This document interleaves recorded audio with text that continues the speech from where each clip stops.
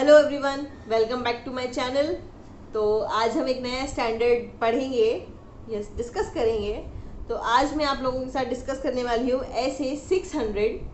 मैंने सोचा वो बहुत ज़्यादा मोनोटोनस हो रहा था, 200 का सीरीज़ ख़त्म हुआ तो मैं थोड़ा सोची थी पहले 300 का सीरीज़ स्टार्ट करूँ या कोई और लूँ।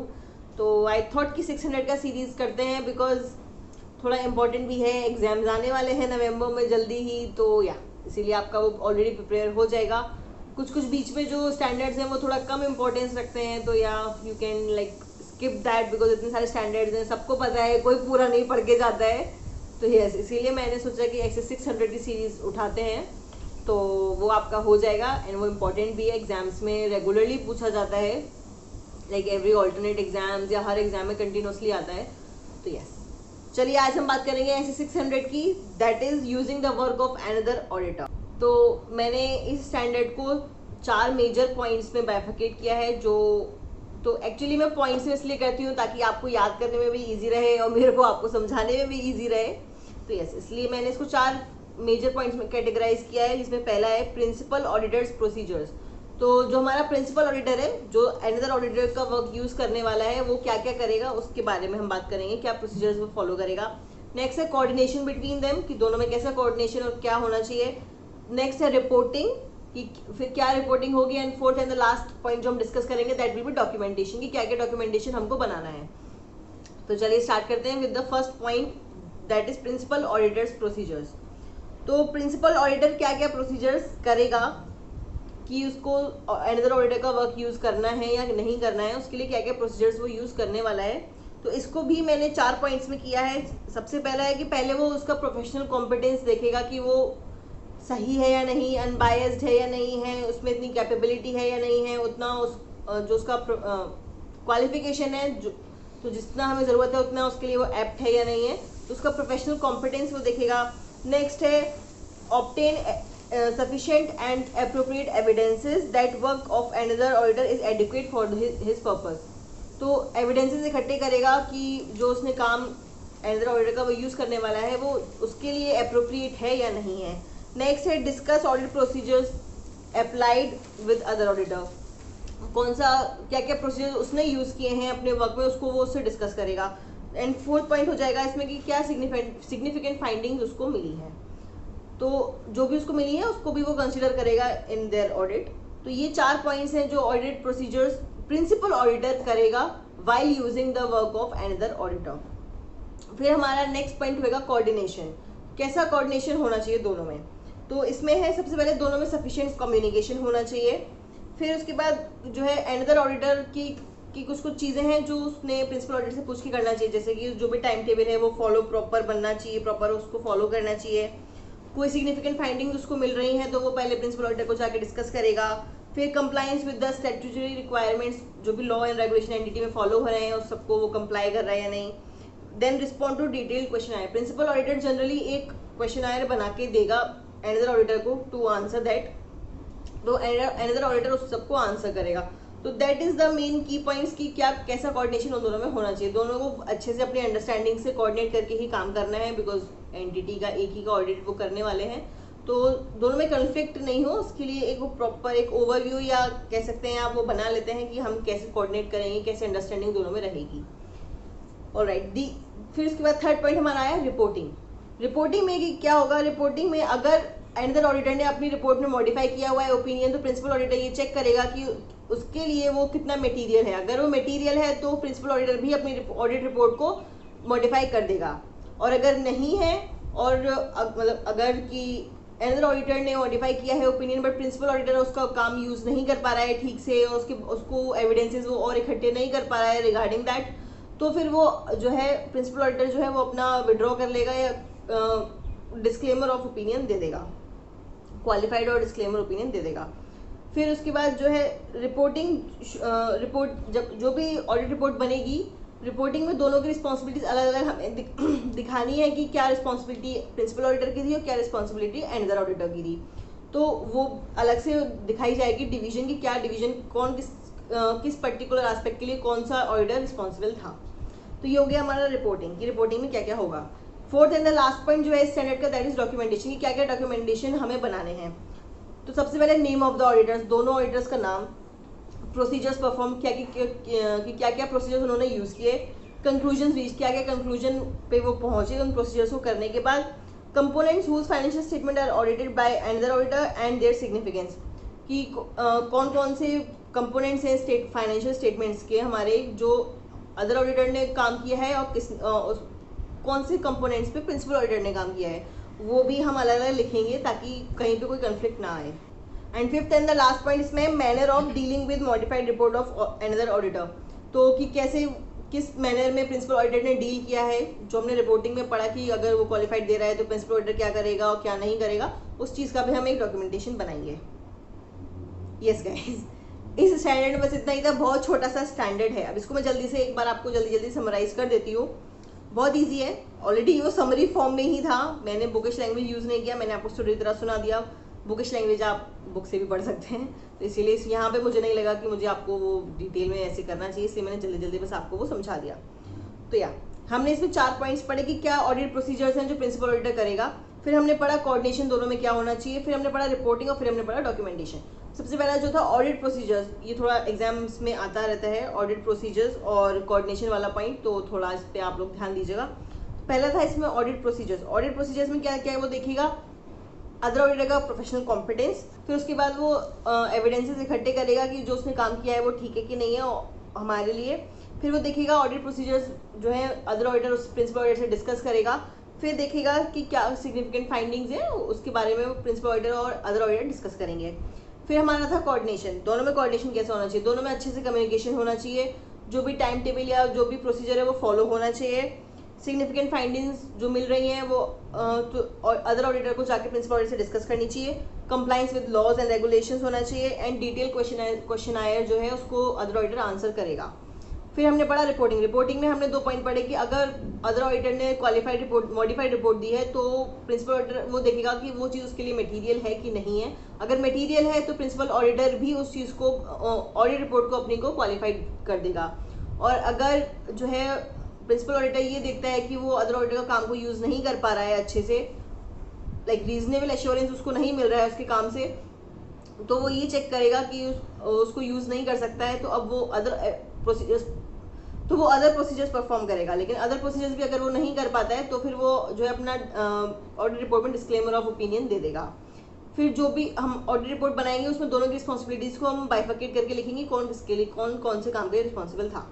फिर हमने पढ़ा डॉक्यूमेंटेशन। डॉक्यूमेंटेशन में हमने पढ़े 5 पॉइंट्स की नेम ऑफ द ऑडिटर्स होना चाहिए, प्रोसीजर्स क्या परफॉर्म किए जिसने, कंक्लूजन्स पे क्या पहुंचे, दोनों की रिस्पॉन्सिबिलिटीज क्या थी अलग अलग, और जो अदर ऑडिटर ने अगर अपनी रिपोर्ट मॉडिफाई की है तो प्रिंसिपल ऑडिटर ने उसके साथ कैसे डील किया।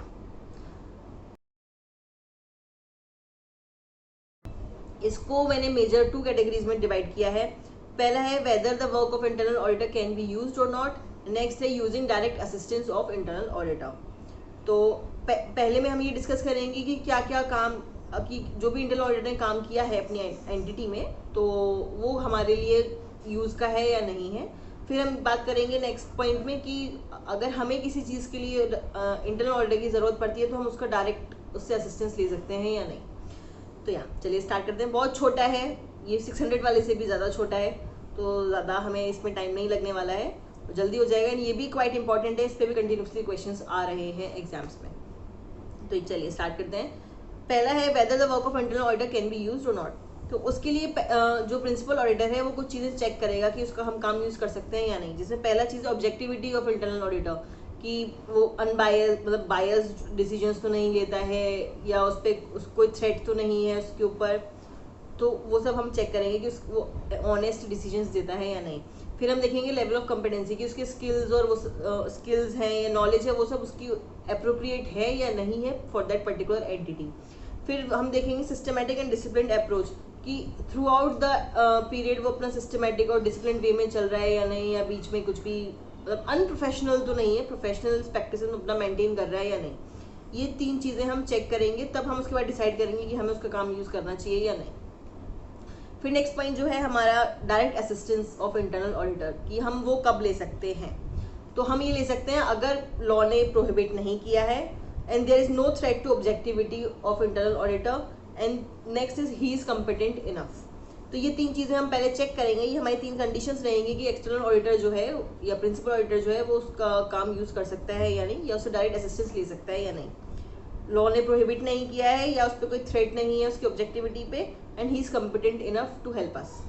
फिर हम नेक्स्ट उसमें देखेंगे कि कुछ ऐसे कंडीशंस भी होते हैं जहाँ पे हमें इंटरनल ऑडिटर का यूज़ नहीं करना चाहिए या उससे असिस्टेंस नहीं लेनी चाहिए, जैसे कि जहाँ पे भी हाई रिस्क है कहीं पे, तो इंटरनल ऑडिटर जो है वो मैनेजमेंट का है या एंटिटी का ही एक पार्ट है, एम्प्लॉय है, तो इसीलिए जो भी हाई रिस्क मैटर है वहाँ पे हमें उसको इन्वॉल्व नहीं करना चाहिए, या कोई भी सिग्निफिकेंट जजमेंट है तो हमें वहाँ उसको इन्वॉल्व नहीं करना चाहिए, या फिर कोई मैटर जो है उसी से रिलेटेड हमको मिल रहा है, कोई भी ऐसा मैटर है जो इंटरनल ऑडिटर के ही वजह से कुछ हुआ है, कोई एरर हो सकता है, कोई फ्रॉड हो सकता है, तो वहाँ पे भी हम उसको फिर असिस्टेंस में अपने नहीं लेंगे, हम उसका काम यूज़ नहीं करेंगे और उससे कोई हेल्प नहीं मांगेंगे। फिर नेक्स्ट है हमारा इसमें before taking the assistance of internal auditor, external auditor को क्या क्या करना चाहिए। तो 2 चीज़ें हैं जो उसको करनी चाहिए। सबसे पहला कि एक रिटन एग्रीमेंट उसे एंटिटी से लेना चाहिए, मैनेजमेंट से लेना चाहिए, रिगार्डिंग कि वो इंटरनल ऑडिटर को परमिट कर रहे हैं, उसको अलाउ कर रहे हैं हमारी हेल्प करने के लिए, एंड जब तक वो हमारी हेल्प करेगा कोई भी उस पर लिमिटेशन रिस्ट्रिक्शन नहीं लगाई जाएगी और एंटिटी या मैनेजमेंट उस पर इंटरवीन नहीं करेगी। नेक्स्ट हम एक रिटन एग्रीमेंट इंटरनल ऑडिटर से लेंगे रिगार्डिंग द कॉन्फिडेंशियलिटी क्लॉज, कि जो भी हमारे साथ वो हेल्प करने वाला है या जो भी वो हमारे साथ काम करने वाला है वो कॉन्फिडेंशियल रखेगा, एंटिटी में या मैनेजमेंट या किसी को भी एक्सवाइजेड वो नहीं बताएगा। तो ये 2 रिटन एग्रीमेंट हम उससे लेंगे बिफोर टेकिंग हिज असिस्टेंस। तो यस गाइस दैट्स इट, हो गया। बहुत छोटा स्टैंडर्ड था, हो गया। तो बहुत ही छोटा है, बहुत लिमिटेड है, ज़्यादा आपको मेहनत नहीं करनी है इसमें। तो या अब चलिए मैं इसको एक बार और थोड़ा सा समराइज कर देती हूँ आपको, बिकॉज बहुत छोटा हो जाएगा अदरवाइज। ओके, सबसे पहले हमने पढ़ा कि हमें उसका काम यूज़ करना है या नहीं। उसके अंदर हमने 3 पॉइंट्स पढ़े कि उसकी ऑब्जेक्टिविटी क्या है, उसका कॉम्पिटेंस क्या है और उसके स्किल्स क्या है, और उस सिस्टमेटिक और डिसिप्लिन वे में काम कर रहा है या नहीं। अगर ये सारी कंडीशंस वो फुलफिल करता है तो हम उसका काम यूज़ करेंगे। फिर हमने सेकंड पॉइंट पढ़ा कि हम उससे डायरेक्ट असिस्टेंस कब लेंगे। तो उससे कब हम ले सकते हैं, अगर लॉ ने प्रोहिबिट नहीं किया है, कोई उसकी ऑब्जेक्टिविटी को थ्रेट नहीं है, and he is competent enough to help us. फिर कब हम उसका काम, हमें कब काम यूज़ नहीं करना चाहिए उसका। एक होता है कि असिस्टेंस हमें नहीं मिल पा रहा बिकॉज ऑफ प्रोहिबिशन, एक हो गया दूसरा चीज़ कि हम उसका काम यूज़ ही नहीं करेंगे या उससे कोई असिस्टेंस हम लेंगे ही नहीं। वो कब होगा, जब कोई हाई रिस्क है कोई भी मैटर पे, या कोई मैटर में इंटरनल ऑडिटर ही इन्वॉल्व है, या फिर कोई भी सिग्निफिकेंट जजमेंट है, तो उस केस में हम इंटरनल ऑडिटर से असिस्टेंस नहीं लेंगे। फिर द असिस्टेंस लेने से पहले हम जो है 2 रिटन एग्रीमेंट लेंगे, एक एंटिटी या मैनेजमेंट से लेंगे, एक हम इंटरनल ऑडिटर से लेंगे। मैनेजमेंट से ये लेंगे कि वो उसको अलाउ कर दे हमारी हेल्प करने के लिए, हमें असिस्ट करने के लिए, and during that period management उसमें इंटरवीन नहीं करेगी। दूसरा हम रिटन एग्रीमेंट लेंगे इंटरनल ऑडिटर से कि कॉन्फिडेंशियलिटी का, कि जो भी हमारे साथ वो काम करने वाला है वो कॉन्फिडेंशियल रखेगा, वो किसी चीज़ से भी डिस्कस नहीं करेगा। तो हमने पहले 600 पढ़ा जिसमें अनदर ऑडिटर था, 610 पढ़ा जिसमें इंटरनल ऑडिटर था, एंड नाउ 620 जिसमें है ऑडिटर्स एक्सपर्ट। तो सबसे पहला हमारा इसको मैंने 4 पॉइंट्स में कैटेगराइज किया है। सबसे पहले वो who is an expert, agreement between auditor and the expert, and evaluation of expert work and reporting. तो ये 4 पॉइंट्स हैं, हम इसके बारे में डिस्कस करेंगे। ये भी ज़्यादा बड़ा नहीं है, and yes this is also quite important for the exam point of view. तो या चलिए स्टार्ट करते हैं। सबसे पहला हमारा पॉइंट है हु इज़ एन एक्सपर्ट। तो एक्सपर्ट इज एन इंडिविजुअल और organisation possessing expertise in the field other than accounting और auditing, whose work is used by auditor in obtaining sufficient and appropriate evidences। तो expert कोई भी वैसा ऐसा individual या organisation है जो हमारी हेल्प करेगा, कोई उसके पास एक्सपर्टीज है regarding something, regarding some matter, जो हमें हेल्प करेगा with the audit of the entity. तो ये हो गया हमारा who is the expert. Next है एग्रीमेंट बिटवीन देम। तो एग्रीमेंट क्या होगा, एग्रीमेंट में क्या क्या कंटेंट्स होंगे। सबसे पहला है nature, scope and objectives of expert work, कि क्या उस नेचर है, क्या स्कोप ऑफ द वर्क है, क्या उन ऑब्जेक्टिव्स उसको फॉलो करने हैं ऑडिटर एक्सपर्ट को, वो सब हम उसमें लिखेंगे। नेक्स्ट है respective roles and responsibilities, expert की क्या रिस्पॉन्सिबिलिटीज होंगी और प्रिंसिपल ऑडिटर की क्या रिस्पॉन्सिबिलिटीज होंगी, रोल्स होंगे इन द एंटिटी, वो हम सब लिखेंगे in the agreement. Next nature, timing and extent of communication, कि किस टाइम पे कैसे कैसे किस एक्सटेंट तक कम्युनिकेशन होगा बिल्ड, वो हम नोट करेंगे। नेक्स्ट है मेंटेन कॉन्फिडेंशियलिटी रिक्वायरमेंट, सारा काम कॉन्फिडेंशियलिटी से होगा। फिर auditor expert will have access to sensitive information of the entity, जो भी एंटिटी में उसको रिक्वायरमेंट होगी इन्फॉर्मेशन की, वो उसके लिए उसको एक्सेस दिया जाएगा। नेक्स्ट है matter to which audit expert work relates is highly complex. जो भी मैटर्स पे वो काम करने वाला है वो हाईली कॉम्प्लेक्स है, जनरली नहीं कर सकते, इसीलिए तो हमने एक्सपर्ट हायर किया है, तो उस काम को वो सॉल्व करेगा, हमारी हेल्प करेगा। नेक्स्ट है auditor has not previously use work of that expert. उस एक्सपर्ट का काम कभी पहले प्रिंसिपल ऑडिटर ने यूज नहीं किया है, वो भी उसमें लिखा जाएगा, बिकॉज हर साल एक नया एक्सपर्ट ही होना चाहिए, सेम नहीं होता है, अदरवाइज फिर वहाँ पे ऑब्जेक्टिविटी पे क्वेश्चन मार्क लग जाता है कि ऑनेस्टी से और अनबायस्ड रिजल्ट्स आ सकते हैं, इसीलिए। तो ये हमारा एग्रीमेंट होगा दोनों के बीच में। फिर हमारा नेक्स्ट पॉइंट है इवेल्युएशन ऑफ एक्सपर्ट्स वर्क। तो प्रिंसिपल ऑडिटर जो है क्या इवेल्युएट करेगा या कैसे इवेल्युएट करेगा एक्सपर्ट के काम को, जिसमें हमने पहला पॉइंट लिया finding and conclusion should be relevant. जो भी फाइंडिंग्स जो भी कंक्लूजन है वो हमारे काम के लिए रेलिवेंट होनी चाहिए। नेक्स्ट वो relevant and reasonable with audit evidences audit evidences भी होने चाहिए, और हमारे लिए वो कितना रेलिवेंट है वो भी होना चाहिए। नेक्स्ट है सिग्निफिकेंट एजम्पशंस एंड मेथड्स। जो भी एजम्पशंस और मेथड्स एक्सपर्ट यूज कर रहा है वो रीजनेबल होने चाहिए, कुछ भी उसमें गड़बड़ नहीं होनी चाहिए, जो भी बाय द लॉ चलना चाहिए। नेक्स्ट है सोर्स डेटा यूज्ड। तो किस सोर्स डेटा को यूज करके उसने काम किया है, कौन से जिस कंक्लूजन्स पे वो पहुंचा है, वो सब कंप्लीट एंड एक्यूरेट होने चाहिए। ये हो गया हमारा evaluation. Next and the last point इसमें है रिपोर्टिंग। तो ऑडिटर्स रिपोर्ट में क्या होगा, तो इसके अंदर भी 2 पॉइंट्स हैं। Auditor shall not refer to the work of auditor expert in the report containing unmodified opinion unless required by law. Auditor principal auditor जो है रिपोर्ट में तब तक उसका जिक्र नहीं करेगा एक्सपर्ट का अगर उसने अनमॉडिफाइड ओपिनियन दिया है, unless it is required by law. और अगर लॉ ने ये मतलब लॉ में ये रिक्वायरमेंट है कि हमें ऑडिटर एक्सपर्ट का काम भी अलग से शो करना है रिपोर्ट में, तो साथ में एक स्टेटमेंट प्रिंसिपल ऑडिटर ये भी देगा कि ठीक है हमने एक्सपर्ट का काम यूज किया है, but still this does not reduce our responsibility in the audit for that entity. हमारी रिस्पॉन्सिबिलिटी कहीं पे भी कम नहीं होती है। फिर अगर मॉडिफाइड ओपिनियन है तो रिपोर्ट में स्पेसिफिकली ऑडिट एक्सपर्ट का काम का एक सेक्शन बनेगा, उसका काम वहाँ पे लिखा जाएगा, एंड साथ में ये स्टेटमेंट वहाँ पे भी दिया जाएगा कि ठीक है हमने उसका हेल्प लिया है, बट इससे हमारी रिस्पॉन्सिबिलिटी कहीं पे भी कम नहीं होती है। जो भी काम है, जो भी ओपिनियन है, उसके लिए हम ही सोलली रिस्पॉन्सिबल हैं। तो ये सब हम रिपोर्टिंग करेंगे उसकी। या so guys that is all for this standard also. इसमें हमने ये 4 मेजर पॉइंट्स थे। एक्सपर्ट कौन होता है, क्या एग्रीमेंट होता है उनके बीच में, फिर उसका काम कैसे इवेल्युएट करेंगे, और फिर हम क्या रिपोर्टिंग करेंगे। ये 4 पॉइंट्स हैं जो इस स्टैंडर्ड में है। बस इतना ही है, छोटा ऐसा है, ज़्यादा बड़ा नहीं है। आई होप आपको ये समझ में आया हो अच्छे से।